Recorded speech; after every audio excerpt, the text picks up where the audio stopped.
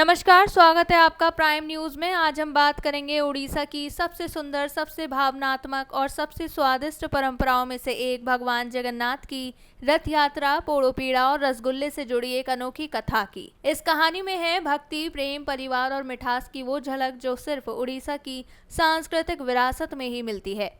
रथ यात्रा के दौरान भगवान जगन्नाथ, उनके भाई बलभद्र और बहन सुभद्रा जी अपने अपने विशाल रथों पर सवार होकर गुंडीचा मंदिर की ओर प्रस्थान करते हैं। वहां ये देवता लगभग एक सप्ताह तक ठहरते हैं और फिर शुरू होती है वापसी यात्रा, जिसे कहते हैं बहुड़ा यात्रा।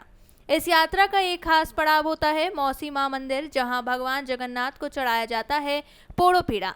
पोड़ोपीड़ा एक पारंपरिक उड़ीसा मिठाई है जो चावल, गुड़, नारियल और दाल से बनाई जाती है। धीमी आंच पर पकाया जाने वाला ये हल्का जला हुआ केक भगवान का प्रिय भोग माना जाता है। अब ये सिर्फ एक भोग नहीं है, बल्कि इसके पीछे छुपा है एक पौराणिक वादा। कहा जाता है कि रामायण काल में जब भारत ने अपनी मां कैकेयी को राम के वनवास के लिए जिम्मेदार ठहराया तो उन्हें अपराध बोध हुआ। उन्हें शांत करने के लिए भगवान राम ने वादा किया कि अगले जन्म में वो उनके घर आएंगे और पोड़ोपीड़ा खाएंगे। यही वजह है कि मौसी मां मंदिर को कैकेयी का प्रतीक माना जाता है और भगवान जगन्नाथ को ये मिठाई वहीं चढ़ाई जाती है। एक और मान्यता के अनुसार गुंडीचा राजा इंद्रयुम्न की रानी थी। भगवान ने उनकी भक्ति से प्रसन्न होकर उन्हें वरदान दिया कि साल में एक बार वे उनके महल में निवास करेंगे।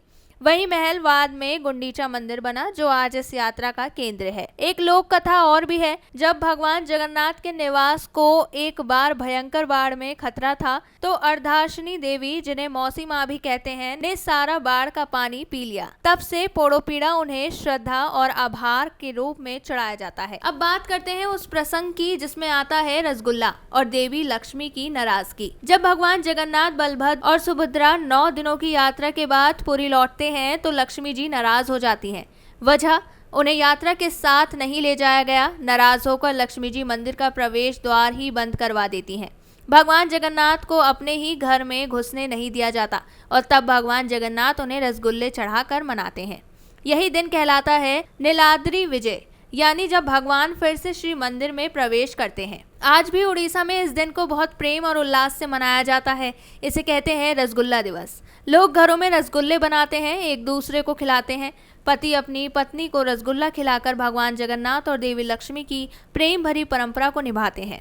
यह दिन केवल एक मिठाई का नहीं, बल्कि दाम्पत्य प्रेम, समझ और परंपरा का प्रतीक बन चुका है। तो दोस्तों, चाहे बात हो पोड़ोपीड़ा की भावनात्मक कथा की हो या रसगुल्ले के जरिए रिश्तों की मिठास की, भगवान जगन्नाथ की ये परंपराएं हमें यही सिखाती हैं। भक्ति, प्रेम और भोजन तीनों ही हमारे जीवन को गहराई से जोड़ते हैं। अगर आपको ये कहानी पसंद आई हो तो जरूर शेयर करें और इस सांस्कृतिक मिठास को औरों तक पहुँचाएं। जय जगन्नाथ।